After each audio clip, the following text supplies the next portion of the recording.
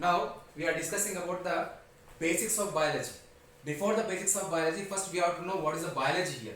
As we know, the biology simply we are saying the study of life we are saying. The term biology has been originated from the Greek words that is bios. The term bios always indicate life here. Logi it means study here. And as we know the biology is study of life. First of all, why we have to study about the life here? Right? What is the life here? Life always related to the growth. Life is related to the reproduction. Life is related to the nutrition, all these things here. That means here, as we know about the life now again we have to discuss about the living organisms here. That means on the earth we are saying as it as a living organisms we are saying. Non-living things we had, then living things we had, both things we had. Living organisms are the organisms which they exhibit the growth, which they undergo the reproduction, which they uptake the food.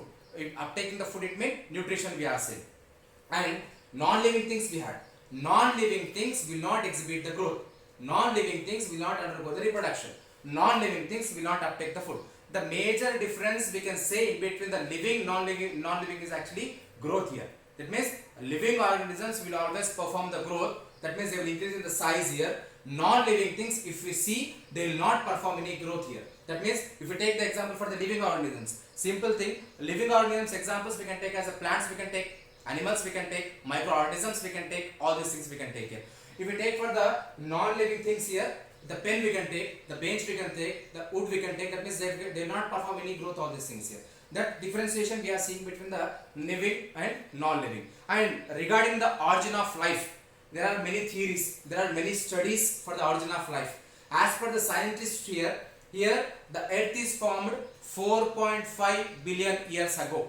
The earth is formed 4.5 billion years ago, and then the life is formed 3.5 billion years ago. For your clarification, million it means 10 lakhs, billion it means 100 crores here. That means what we said now, the earth has been formed 4.5 billion years ago we are saying. That means the earth is formed 450 crore years back here.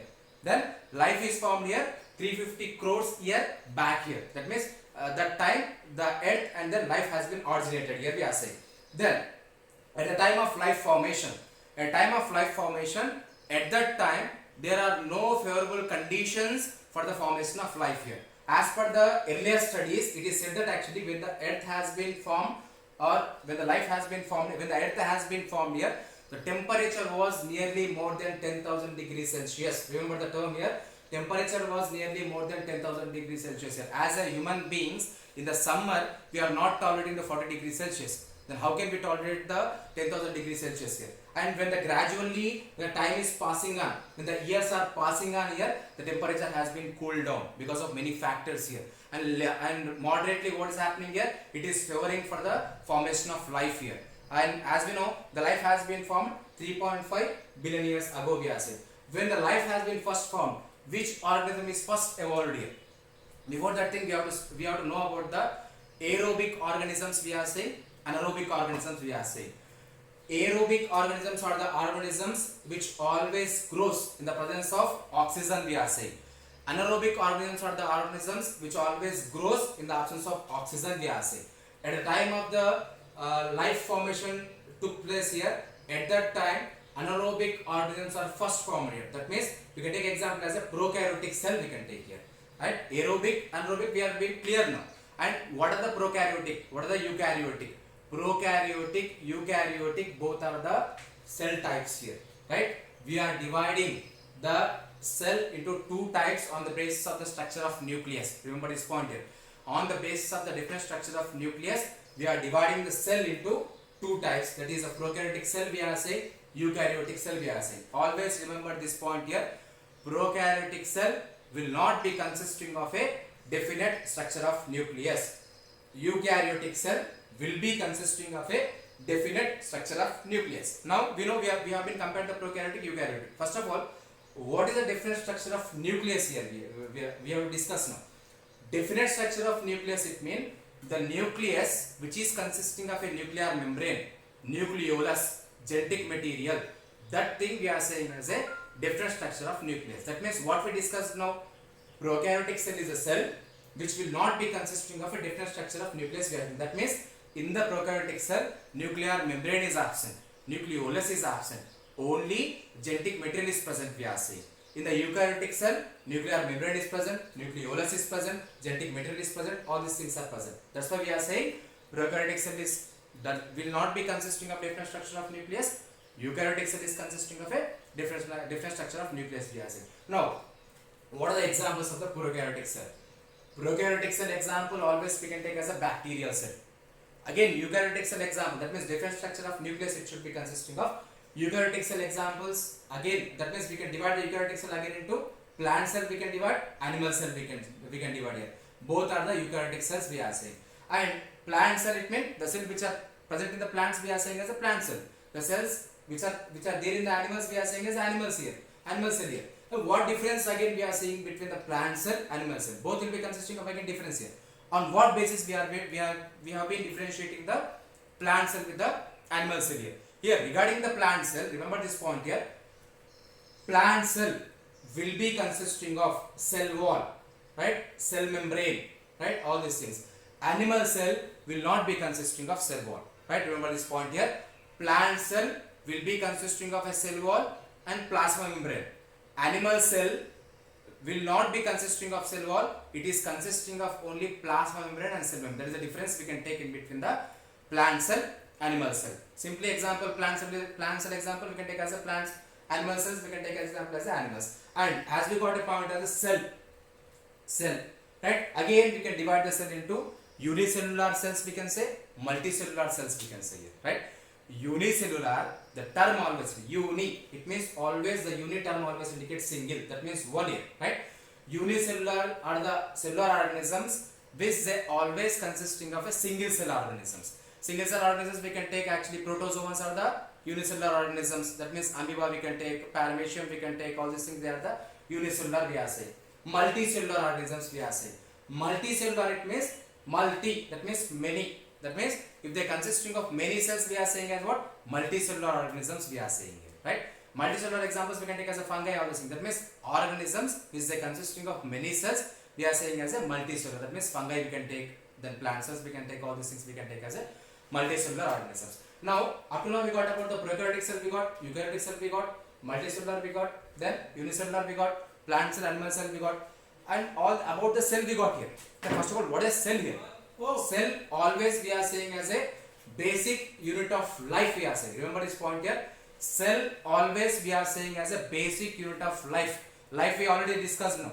Why we are saying the cell as a basic unit of life? Because for the formation of life, for the life activities, always a cell is required. Every body, that means animal, plant, all they will be consisting of cells here. Many cells they are consisting of, right? And regarding the cell has been discovered by the Robert Hooke. Robert Hooke had been discovered the cell, and regarding the discovery of the cell, he had been written in his book known as Micrographia, right? And regarding the formation of cells, that means cell theory. Cell theory has been proposed by the Schwamm and Schleiden. Cell theory always indicate, that means cell theory always says here, the new cells are always formed from the pre-existing cells here. That means new cells are formed from the old cells we can say. That means mother cells we can say here, right? Clear about this thing? This is about the cell we are saying. That means cell is a basic unit of life we are saying, right? And how the cell is formed we are saying, and what the cell theory is saying we are saying. And the thing always remember this thing, how the cell is formed. That means which factors lead to the formation of cell. That means here, remember this point here, atom we know, right? Group of atoms always makes the molecules. Group of molecules always makes the cells here, right? Cell consisting of group of molecules, and group of cells always makes the tissues. Group of tissues always makes the this thing organs, and group of organs will make the organ systems. So that means the criteria is continuing here. Now we discussed about the cell, all these things here. Apart from these things here, apart from the cell, all these things, and now living organisms we got here. How we are classifying the living organisms? On what basis we are classifying the living organisms? Simple thing. If you take the simple thing here, we are classifying the living organisms simply into plants we can take, animals we can take. As we know, as we are seeing with our eyes, we can take simply as a plants and animals, and we can also classify into microorganisms. But according to scientists, first of all, Aristotle is known as father of biology we are saying. Aristotle first classified the plants into herbs and shrubs we are saying. Apart from the Aristotle, there are many more scientists are there. They are being classified. They are being classified the living organisms into many things here. If you take the standard classification, that means approved classification here, R.H. Whittaker. R.H. Whittaker in the year 1969, on the basis of the nutrition, on the basis of the cell type, on the basis of the reproduction, on the basis of the cell organization, he had been classified the living organisms into 5 kingdoms, right? R.H. Whittaker had been classified the living organisms into 5 kingdoms here. The 5 kingdoms mainly consisting of what? The 5 kingdoms mainly consisting of Monera we had, Protista we had, fungi we had, plantae we had, and animalia we had. All these things we had. Monera, Protista, fungi, animalia. That means 5 kingdoms we are saying. 5 kingdoms we are saying. All the 5 we are saying. That right? That means Monera we had, Protista we had, fungi, plantae, animalia. Living world. R.H. Whittaker has been classified the living world into 5 we are saying. On what basis? As we discussed, R.H. Whittaker has been classified the living organisms into 5 kingdoms on the basis of the cell structure, cell type, cell organization, nutrition, reproduction, all these things here. And on the basis of the cell type here, as we know, 2 types of cells we have mainly discussed now. Prokaryotic cell we had, eukaryotic cell we had. In these 5 kingdoms which we had, in that 5 kingdoms here, Monera is the only prokaryotic. Apart from the Monera, Protista, fungi, plantae, animalia. All these things are the eukaryotic cells here. Prokaryotic we know, eukaryotic we know, earlier we discussed. But in these 5 kingdoms, as per with this thing here, Monera, that means Monera is the only prokaryotic. Then rest of the Protista, fungi, plantae, animalia, all these are the eukaryotic. Example of the Monera, we can take the bacteria, that means Eubacteria, we can take Archaebacteria, we can take all these things. We can. Example of the Protista, that means plant-like organisms. Example of the Protistans we can take as a Euglena, and then diatoms we can take. All these examples we can take here. Fungi is the eukaryotic we are saying. Fungi example always see fungi always example we can take as a Rhizopus we can take. Then penicillin we can say we can take the antibiotic as a fungi. Then plantae always includes the plants here. Then animalia always includes the animals here. This is a 5 kingdom classification, standard classification we are saying, right? And then next, apart from this, we got all these things now. Apart from this thing here, simply classification of plants if you are taking here. In the classification of plants, we are classifying plants mainly into the flowering plants, non-flowering plants we are saying. That means cryptogams we had, phanerogams we had, pteridophytes we had, bryophytes we had, and then angiosperms we had, gymnosperms we had. That means on the basis of the plant characteristics, on the basis of the flowering, non-flowering, on the basis of the different things here, we are classifying the plants into different things here. And mainly, if you are discussing about the animals, first of all, how we are classifying the animals? Animals means we know here, many type of animals here. On what basis mainly we are classifying the animals here? Mainly, we are classifying the animals into 2 main types here. Invertebrates we are saying, vertebrates we are saying. That means invertebrates we can also call as a non-chordates. Vertebrates also we can call as a chordates here. If you take the invertebrates, the term always indicate in, it means not here, right? Invertebrates. Vertebrate, the term always indicate which is consisting of a vertebral column. What is the vertebral column? Vertebral column, it means backbone, right? As we consisting of a backbone here, backbone, right? Here, invertebrates, the term always indicate the organisms in which they are not consisting of a backbone. The organisms in which the backbone is absent, that organisms, that animals we are calling as what? Invertebrates we are calling. And in the complete animal kingdom, 95% of the organisms we are saying as a invertebrates we are saying here. And in the invertebrates, what we are discussing? That means invertebrates again we are grouping into phylums, right? Again we are grouping into phylums here.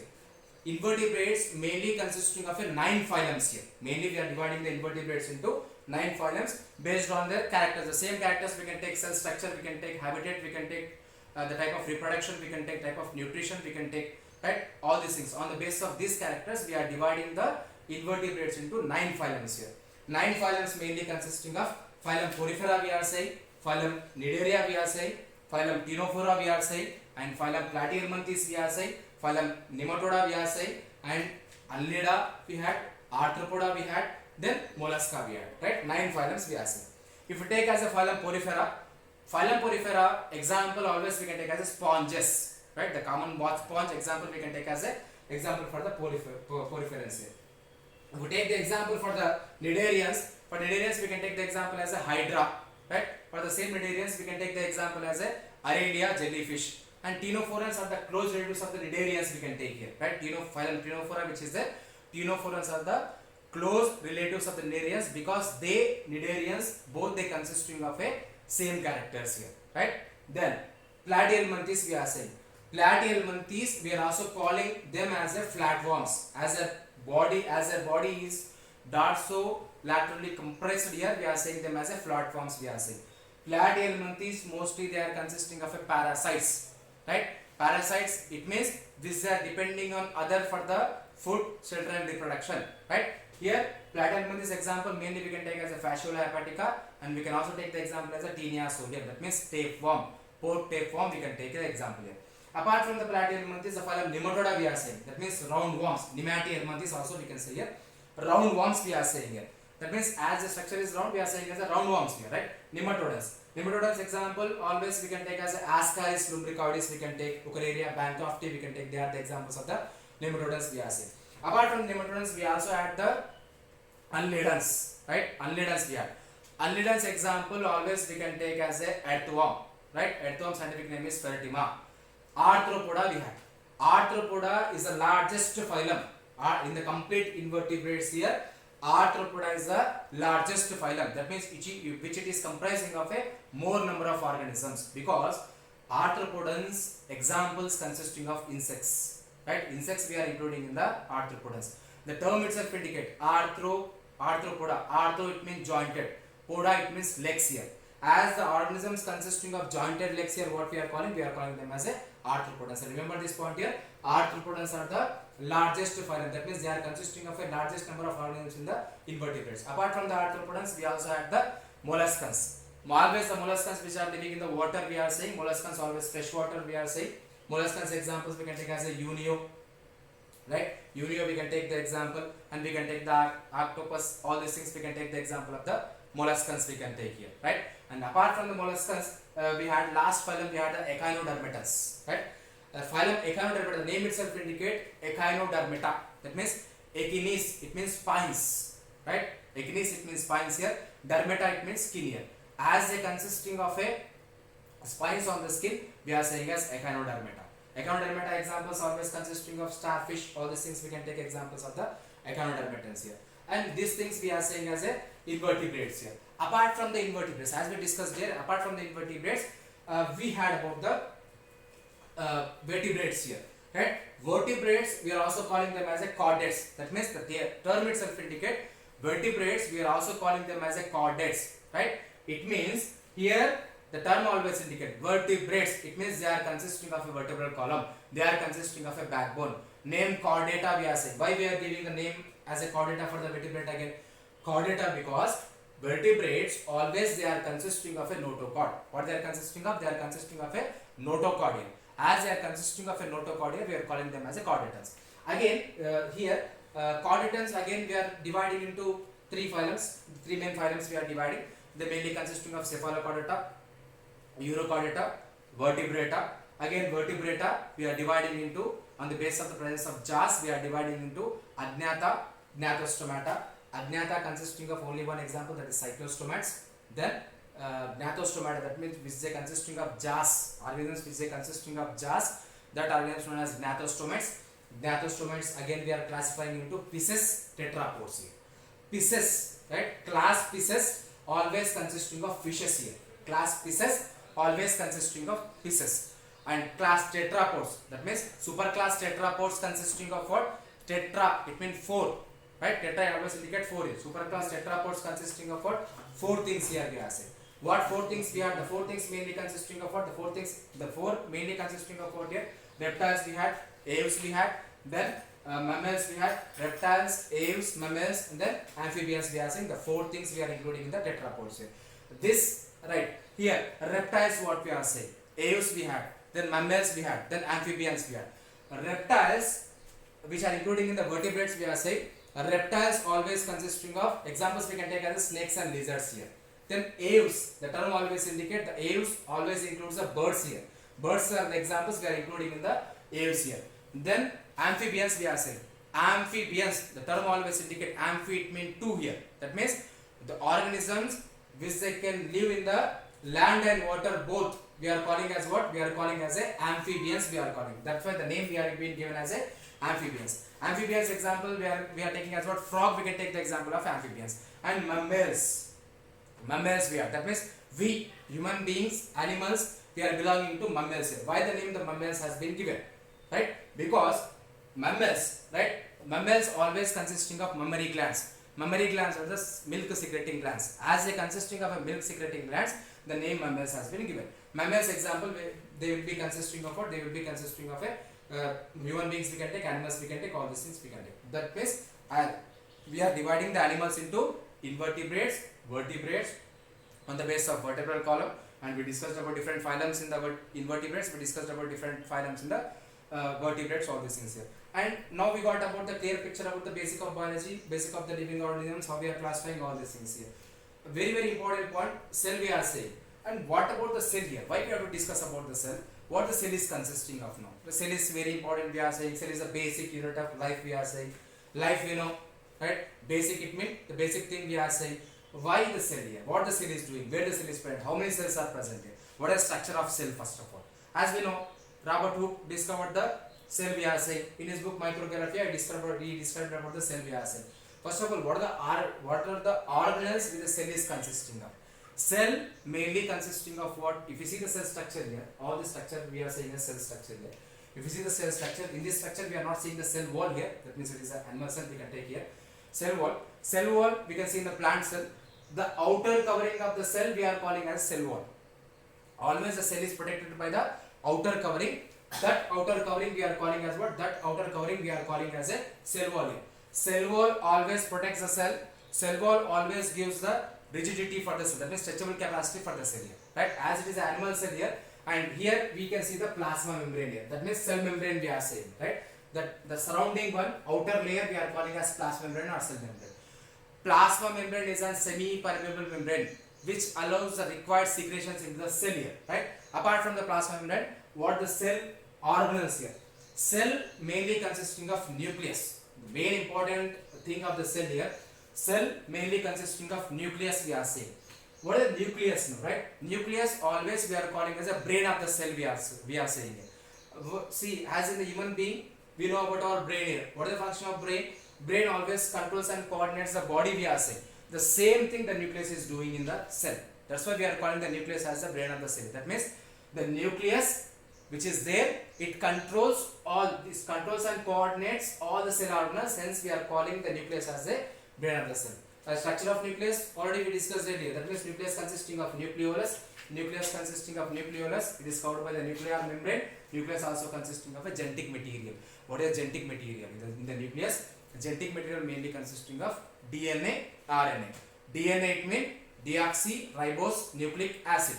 RNA it means ribose nucleic acid. This is present in the nucleus. Apart from the nucleus, what are cell organelles we have?